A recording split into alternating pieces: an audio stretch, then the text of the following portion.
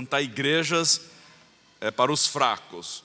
Eu acho que é um tema muito bom para mim, porque eu me sinto assim. Eu me sinto fraco, me sinto pequeno. Boa parte das vezes eu não sei por que eu estou fazendo o que eu faço, porque só pela graça de Deus, a bondade de Deus e a grandeza de Deus que tem me dado o vigor e a capacitação para fazer a obra dele. Eu não sei de você, mas eu me sinto muito pequeno ao considerar o Deus Criador dos céus e da terra, que me amou, me escolheu, me chamou para fazer parte da sua família, me salvou, me redimiu. Me sinto muito pequeno quando eu penso sobre a grandeza e a maravilha da salvação. Mas eu também me sinto muito pequeno diante da missão que Deus tem dado à sua igreja. Nós vivemos num mundo enorme, um mundo imenso. Como o pastor Tiago mencionou, a população nos países muçulmanos, onde há tão grande porcentagem de pessoas que nunca ouviram falar o nome de Jesus Cristo e tão pequena porcentagem de missionários pregando o evangelho para eles. Eu me sinto pequeno quando eu penso sobre o tamanho da missão que está à nossa frente. Mas eu quero sugerir uma coisa para vocês hoje à noite. É bom nós nos sentirmos pequenos. Isso é bom, quando nós nos sentimos fracos. Pois é no ponto da nossa fraqueza que o poder e a glória de Deus se manifestam. O Deus que fez os céus e a terra é o mesmo Deus que hoje nos envia em missão e nos promete que Ele mesmo fará a obra. Isso é motivo de grande esperança para mim, porque eu sei que os resultados não dependem de mim. Nós sabemos, sem sombra de dúvida, que o nosso esforço por Cristo jamais será em vão. A plantação de igrejas frutificará se formos fiéis à pregação do Evangelho. Disso eu tenho certeza. Pode demorar anos para vermos os primeiros convertidos, como foi o caso do missionário Ronaldo e Thalita lá no Timor-Leste, que pregaram, ensinaram, estiveram lá por anos, mas recentemente, nesse último ano, foram vários que entregaram suas vidas ao Senhor Jesus Cristo. E por isso nós celebramos e nos alegramos, porque nós sabemos que a pregação do Evangelho frutificará. Mas há um problema, e esse problema é abordado no livro com o mesmo título dessa conferência missionária, Plantar Igrejas é para os Fracos. No livro, o plantador de igreja Mike McKinley, ele escreve: há uma obsessão por tamanho de igrejas que está matando muitos plantadores de igreja. Muitos homens que servem fielmente, pastoreiam bem, pregam com clareza e amam seus rebanhos e não veem fruto imediato e impressionante de seus esforços. Frequentemente, esses homens se tornam desanimados porque acham que para ser um bom pastor precisam ter uma igreja grande. Ele relata que muitos livros e recursos, conferências e pregadores incentivam plantadores de igreja a igualar igreja grande com pastor bom e igreja pequena com pastor de segunda classe. É um problema no movimento evangélico de olhar para os pastores que são celebridades e pensar que só estes realmente que estão fazendo a obra de Deus ou que realmente são eficazes.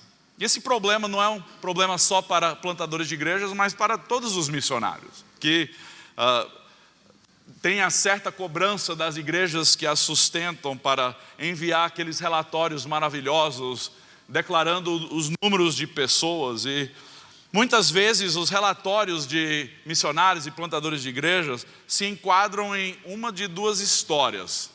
E Mike McKinney, ele vai falar sobre isso no livro dele, mas ou você lê relatos de grandes sucessos. Por exemplo, nós tivemos 72 mil pessoas que aceitaram Jesus como Salvador nessa semana, e nós estamos realizando 40 cultos semanais. Esse tipo de relatório nós já vimos, nós já ouvimos falar. Ou você ler um relato que, embora não seja uma mentira descarada, é uma versão inofensiva da verdade. Poucos missionários e plantadores de igrejas falam honestamente sobre as suas lutas, sobre os seus desafios, sobre os seus conflitos. Dificilmente se lê um relato sincero sobre o domingo em que quase ninguém apareceu para o culto, ou plantador de igreja que não tem experimentado muito fruto, pelo menos não o fruto visível.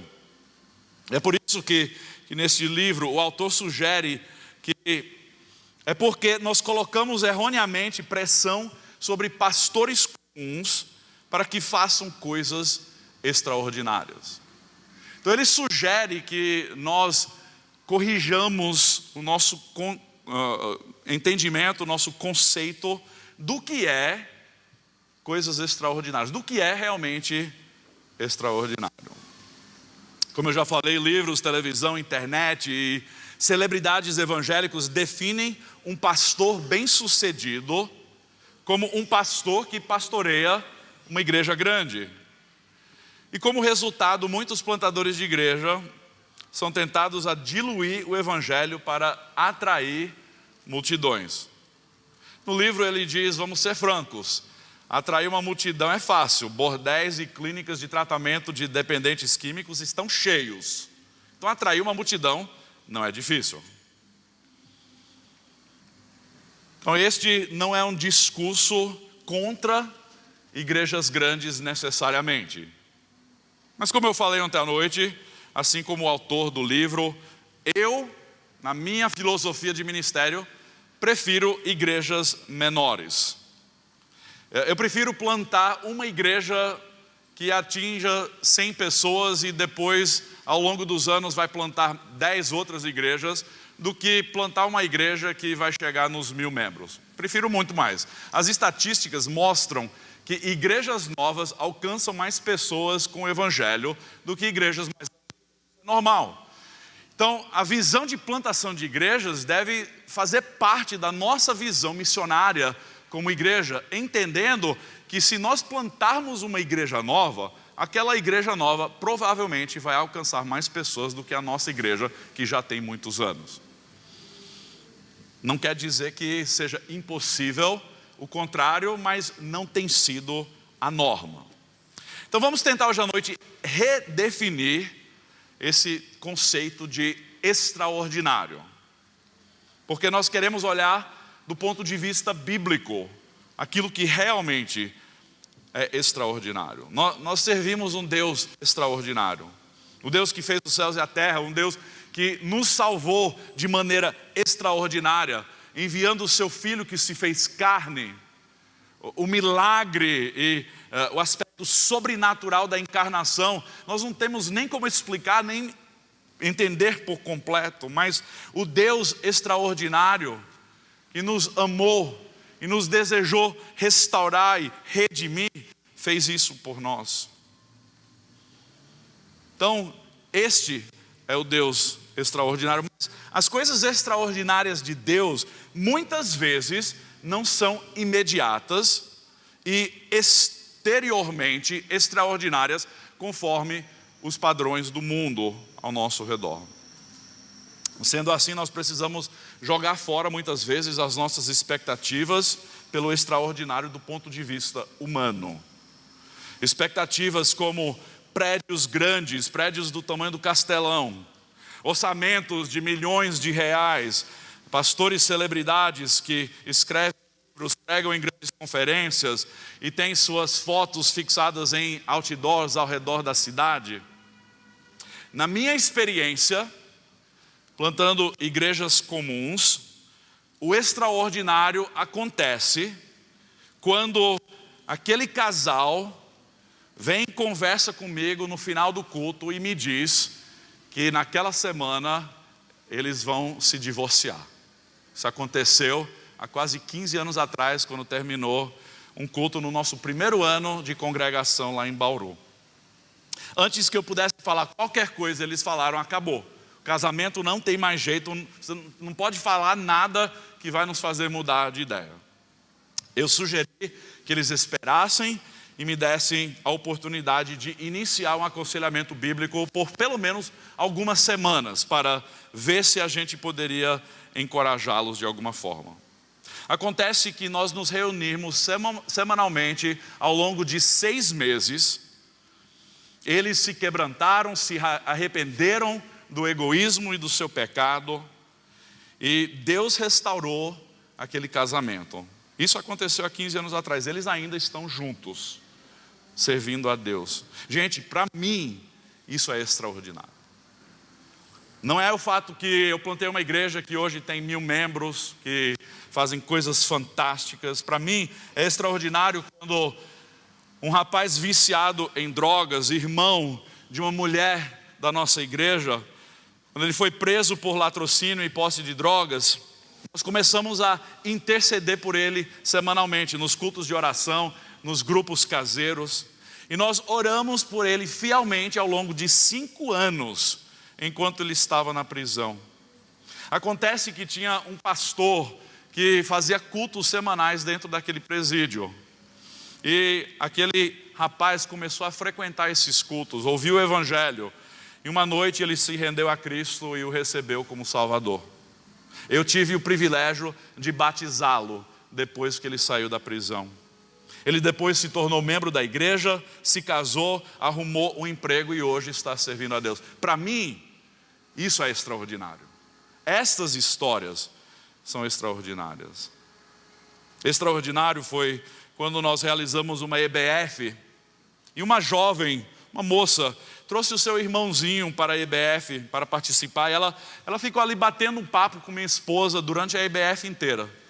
Toda noite ela voltava e ela ficava conversando com minha esposa. E a minha esposa, conversando com ela sobre a palavra de Deus, ela começou a dar alguma abertura. Minha esposa compartilhou o evangelho com ela. E no final daquela EBF, ela se rendeu ao Senhor Jesus Cristo e entregou sua vida a Ele. Pouco tempo depois, ela trouxe o namorado dela para a igreja. Ele era um jovem tatuado, cheio de piercing. Não que eu esteja julgando ninguém, mas nas palavras dele, ele não tinha o menor interesse em estar no nosso culto. Ele disse para ela: se alguém tentar me converter, eu saio naquela mesma hora. Bem, ele voltou na semana seguinte, e na próxima, e na outra. E uma noite após a pregação do evangelho, ele quis conversar comigo. Com lágrimas em seus olhos, ele reconheceu o seu pecado, a necessidade por um Salvador. Eu fiz o casamento deles poucos anos depois. Hoje ele é diácono na igreja. Meus irmãos, isso é extraordinário.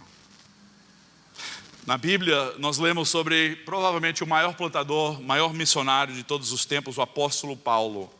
Ao longo dos anos, o apóstolo Paulo pregou o evangelho em diversas cidades, diversas culturas, plantou muitas igrejas. E eu queria olhar com os irmãos hoje à noite Romanos capítulo 15. Romanos capítulo 15. Para começar, Romanos 15. Queria ler dos versículos 15 ao 20. Romanos 15, versículo 15 ao 20.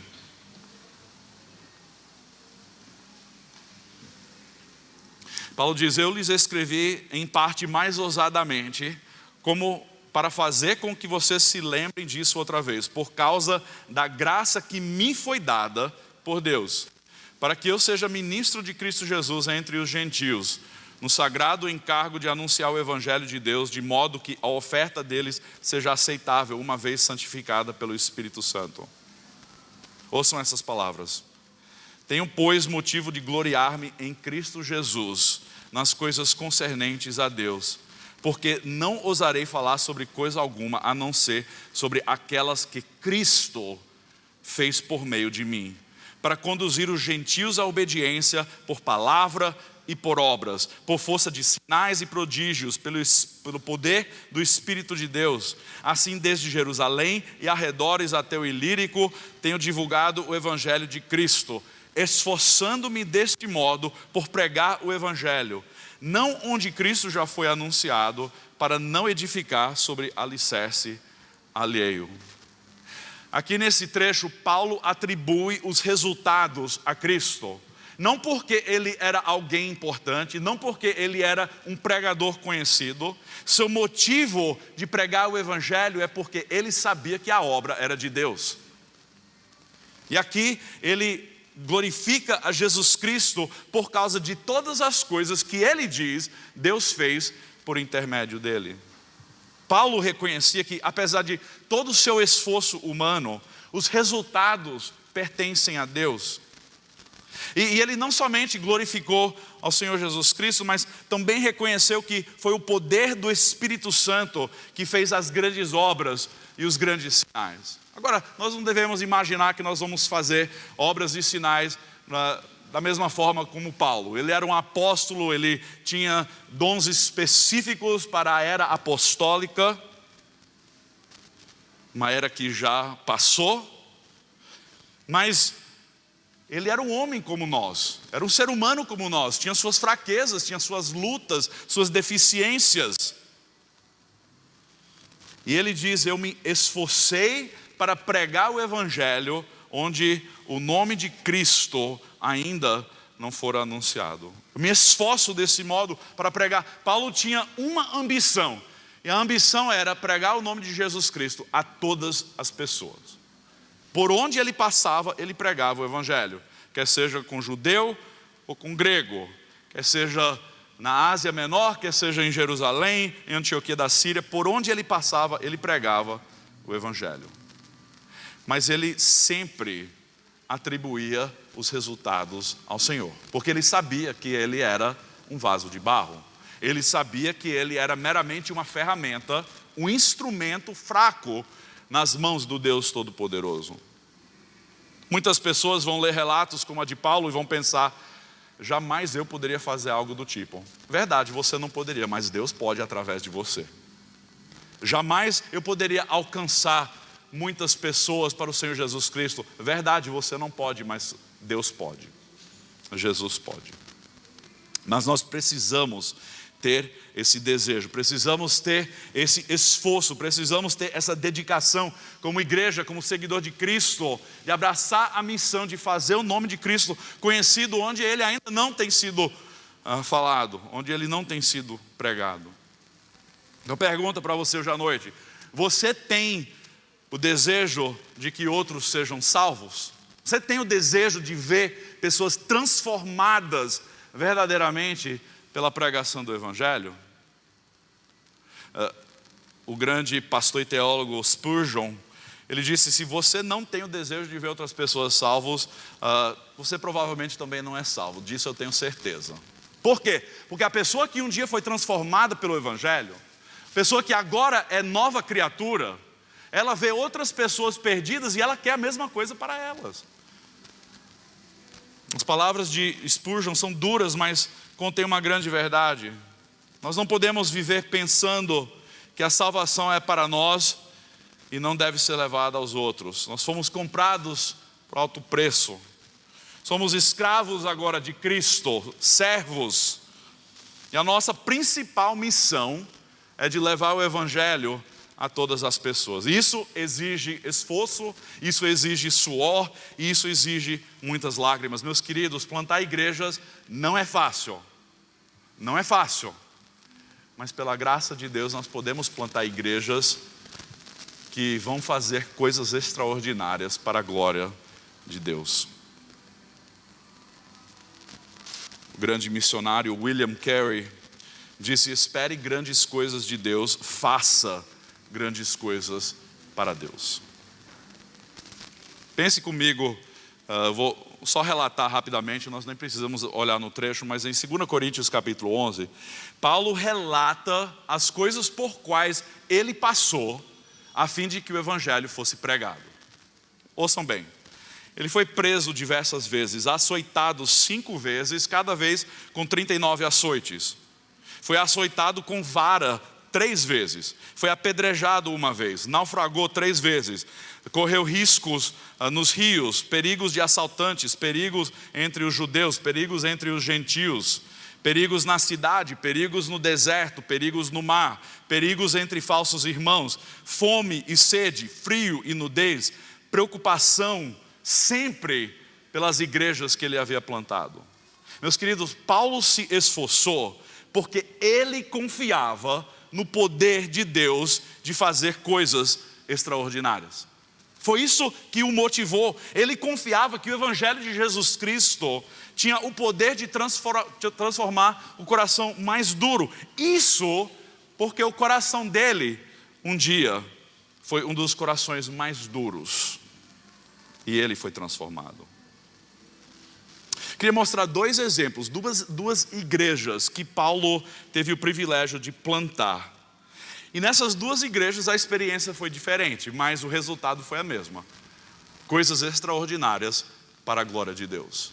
E se você como igreja abraçar a visão de plantação de igrejas, como eu tenho visto que já tem essa visão, abraçar a visão missionária de expandir, enviar mais missionários para outros contextos ao redor do mundo. Se vocês fizerem isso, podem ter certeza que o mesmo Deus que fez coisas extraordinárias nessas duas igrejas que vamos ver, vai fazer coisas extraordinárias através de você, uma pessoa comum que planta igrejas comuns.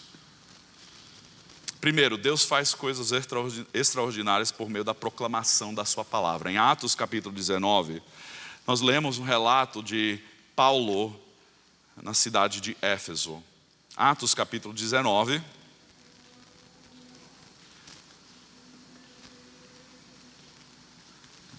Atos 19, a partir do versículo 10, pulei um pouco do trecho, mas se você ler, o trecho diz que ele pregava nas sinagogas e nas praças públicas, ele pregava em diversos lugares, mas versículo 10 diz assim: Paulo fez isso durante 2 anos, de modo que todos os habitantes da província da Ásia ouviram a palavra do Senhor, tanto judeus como gregos. Agora uma pergunta para vocês: vocês acham que Paulo teve a oportunidade de pregar para cada indivíduo, cada pessoa naquela região inteira? Vocês acham? Eu creio que não. Mas ele pregou para um, que pregou para outro, que pregou para outro, que pregou para outro, que testemunhou para outro. E assim o evangelho se espalhou. Pessoas comuns abraçando a visão missionária. Versículo 21. Deus, ouçam bem, Deus, pelas mãos de Paulo, fazia milagres extraordinários. Deus, não Paulo, Deus, pelas mãos de Paulo, fazia milagres extraordinários. Versículo 18. Muitos dos que creram vieram confessando e denunciando publicamente as suas próprias obras. Também muitos dos que haviam praticado magia, reunindo os seus livros, os queimaram diante de todos. Calculado o valor dos livros, verificaram que chegava a 50.000 denários. Assim, a palavra do Senhor crescia e prevalecia poderosamente. Não foi porque Paulo era alguém, porque ele tinha um discurso bonito, não. Ele, na sua simplicidade, pregava o evangelho e a palavra do Senhor crescia. A palavra do Senhor prevalecia poderosamente, porque a palavra de Deus faz coisas extraordinárias. Deus faz coisas extraordinárias por intermédio da plantação de igrejas quando a palavra está sendo pregada. É interessante que uns 10 anos depois desse acontecimento, Paulo escreveu a carta aos Efésios. E no capítulo 2 da carta aos Efésios, ele relembrou os membros daquela igreja sobre tudo o que Deus havia feito por intermédio de Jesus Cristo. Mas entendam bem, tudo o que eles experimentaram foi por causa da pregação do evangelho, porque a palavra de Deus foi comunicada com clareza, e a palavra de Deus, com o poder do Espírito Santo, transformou corações. Efésios 2, ouçam as palavras, vocês devem conhecer bem. Falando de Cristo, Ele lhes deu vida quando vocês estavam mortos em suas transgressões e pecados. Como assim? Eles praticavam magia, o oculto, eram adoradores da deusa Diana, Ártemis. O templo da deusa Diana era uma das 7 maravilhas do mundo antigo.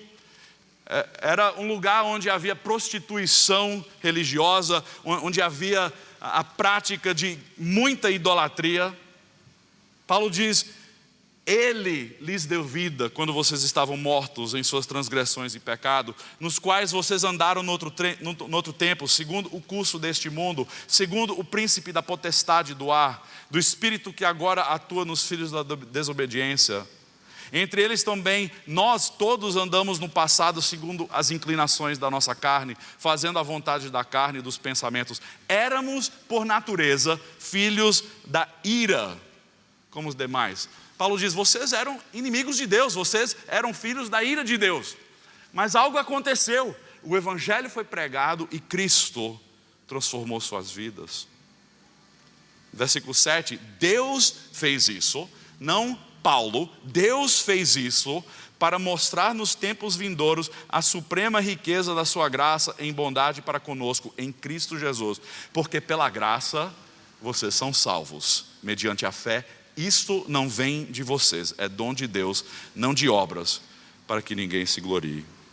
Meus queridos, Deus faz coisas extraordinárias por meio da proclamação da sua palavra. Eu creio nisso porque eu já vi isso de primeira mão. Uns 2 anos atrás eu tive a oportunidade de pregar numa conferência para pastores. E minha intenção nas 5 pregações era de encorajar e desafiar os pastores que ali estavam, sabendo que muitos deles estavam desanimados, sobrecarregados. Então eu abracei a oportunidade com a intenção de simplesmente encorajá-los. Acontece que alguns dos pastores naquela conferência tinham levado pessoas de suas igrejas para também assistir à conferência. Uma igreja levou umas 25 pessoas para a conferência. Acontece que, ao terminar a última noite de pregação, uma jovem de mais ou menos 18 anos de idade quis conversar comigo. Então eu puxei uma cadeira ali no meio de todas as pessoas, ela puxou uma cadeira, nós nos sentamos para conversar, e ela começou a me contar que ela foi criada na igreja, todos pensavam que ela era crente, mas ela me confessou que nunca havia se arrependido dos seus pecados e tomado uma decisão por Cristo.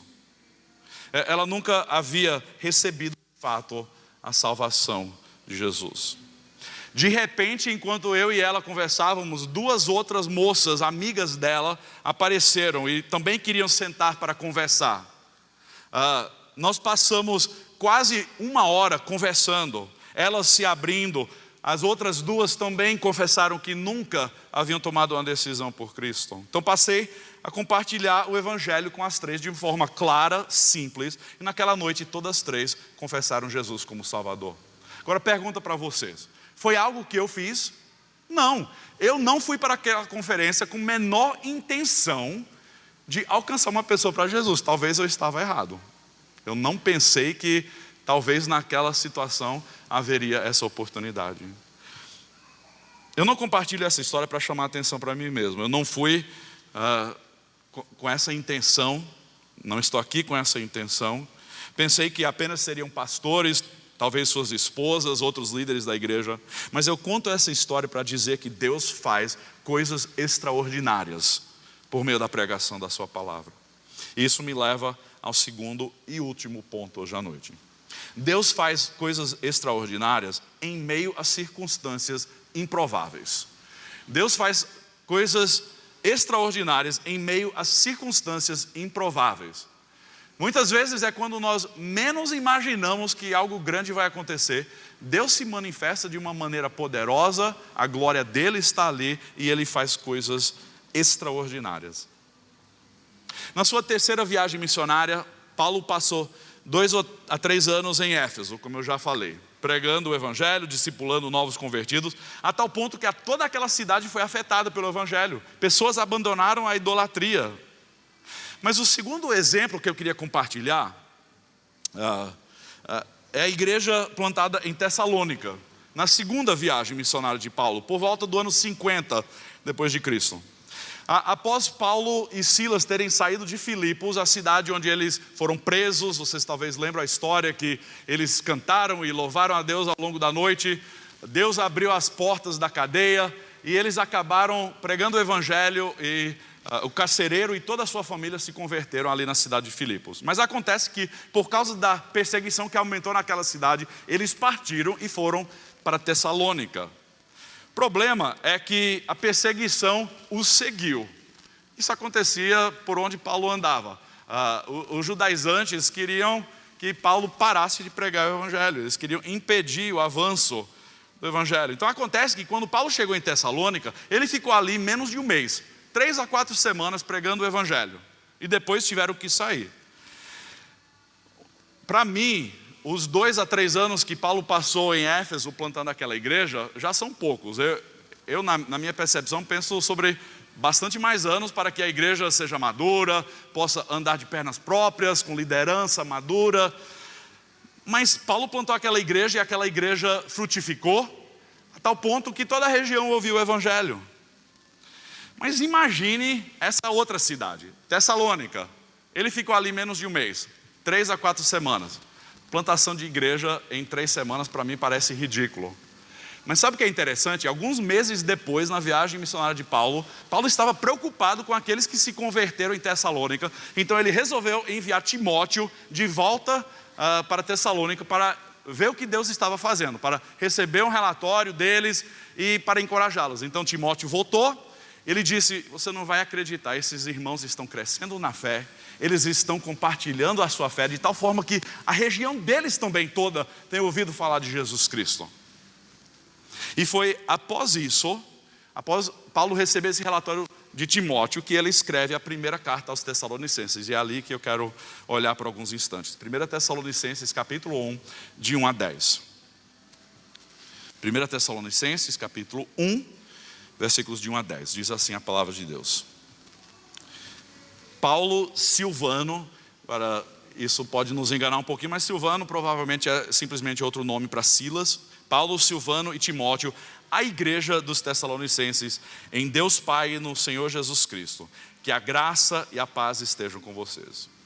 Sempre damos graças a Deus por todos vocês, fazendo menção de vocês em nossas orações e sem cessar, lembrando-nos diante do nosso Deus e Pai da operosidade da fé que vocês têm, da dedicação do amor de vocês e da firmeza da esperança que têm em nosso Senhor Jesus Cristo. Deixa eu parar por aí.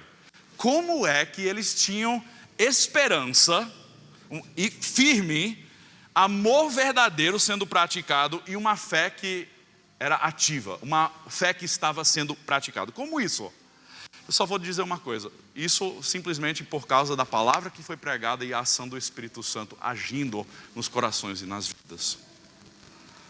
Versículo 4: sabemos, irmãos amados por Deus, que Ele os escolheu, porque o nosso evangelho não chegou a vocês somente em palavra, mas também em poder, no Espírito Santo e em plena convicção. E vocês sabem muito bem qual foi o nosso modo de agir entre vocês, para o próprio bem de vocês. E vocês se tornaram nossos imitadores e do Senhor, recebendo a palavra com a alegria que vem do Espírito Santo, apesar de muitos sofrimentos. Assim vocês se tornaram modelo para todos os crentes na Macedônia e na Acaia. Isso depois de um mês de pregação, de discipulado, ouvindo a palavra, eles se tornaram modelo para todos os crentes na Macedônia e na Acaia. Por quê? Porque a partir de vocês, a palavra do Senhor repercutiu não só na Macedônia e na Acaia, mas a fé que vocês têm em Deus repercutiu em todos os lugares, a ponto de não termos necessidade de dizer mais nada a respeito disso. Porque no que se refere a nós, as pessoas desses lugares falam sobre como foi a nossa chegada no meio de vocês. E como, deixando os ídolos, vocês se converteram a Deus para servir o Deus vivo e verdadeiro. E para aguardar dos céus o seu Filho, a quem Ele ressuscitou dentre os mortos, a saber, Jesus, que nos livra da ira vindoura. Essa igreja frutificou, não por causa de Paulo, não porque ele passou anos e anos e anos, mas porque a palavra foi pregada fielmente e o Espírito Santo agiu de forma extraordinária. Queridos, para encerrar, uma conclusão, quero encerrar dizendo o seguinte: Deus faz coisas extraordinárias, não somente nos dias de Paulo, não somente nos dias dos apóstolos, mas hoje. Deus faz coisas extraordinárias, mas tenhamos cuidado de atribuir todo o louvor, toda a honra e toda a glória a Ele. Deixa eu terminar citando novamente o trecho que já lemos em Romanos capítulo 15, Versículo 17, tenho, pois, motivo de gloriar-me em Cristo Jesus. Ele não diz, eu me glorio porque eu sou alguém, porque eu sou um grande pregador, um grande evangelista, um grande missionário. Não, tenho motivo de gloriar-me em Cristo Jesus, nas coisas concernentes a Deus. Porque não ousarei falar sobre coisa alguma, a não ser sobre aquelas que Cristo fez por mim, para conduzir os gentios à obediência por palavra e por obra, por força de sinais e prodígios, pelo poder do Espírito de Deus. Queridos, a glória de Deus é a razão da nossa existência, mas também é a razão principal de missões, é a razão principal por qual nós plantamos igrejas. Porque nós sabemos que Deus faz coisas extraordinárias, sim, mas Ele faz coisas extraordinárias não para o nosso bem nem para a nossa glória, mas para o seu próprio nome. Como diz em Abacuque 2,14, pois a terra se encherá do conhecimento da glória do Senhor, como as águas cobrem o mar. Eu creio nessa promessa que um dia toda a terra se encherá da glória de Deus. E é por isso que eu prego, é por isso que vocês devem pregar, é por isso que nós não desanimamos quando vêm as lutas, quando vem a tentação para abandonar a jornada. Nós cremos no Salmo 96, 3, quando diz, anuncie entre as nações a sua glória, entre todos os povos as suas maravilhas. Nós declaramos a glória e as maravilhas de Deus, porque nós sabemos que a redenção do ser humano gira em torno dessa realidade que Deus resgata para que pessoas se tornem adoradores, para que pessoas olhem para Ele e o reconheçam como o Deus Criador dos céus e da terra. Então nós encerramos a conferência hoje à noite ressaltando o título, plantar igrejas é para os fracos. Por quê? Porque Deus usa pessoas comuns, como você, como eu, para plantar igrejas comuns, como esta, que fazem coisas extraordinárias, tudo para a glória dele. Vamos orar?